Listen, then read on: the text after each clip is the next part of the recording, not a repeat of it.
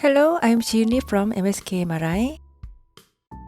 A large radial tear appears in the lateral meniscus body in the axial image. Consequently, the normal meniscus is not visible on the coronal image, indicating a ghost sign. Does this patient have a simple radial tear?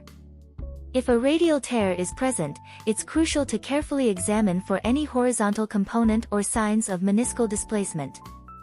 In the sagittal image, there is indeed a large radial tear, but the meniscus is folding deeply into the posterior horn, beyond the level of the popliteus tendon, indicating inferior displacement. The popliteus tendon sheath could potentially accommodate a displaced lateral meniscus flap tear, explaining the displacement seen. On the axial image, the biceps femoris and lateral collateral ligament are seen, and a displaced meniscal fragment is visible at the level of the popliteus hiatus. In conclusion, the flap tear originates from the body of the lateral meniscus and is displaced posteromedially. The displaced flap tear fragment is inferior to the lateral joint line and anterior to the popliteus tendon. Thank you for watching.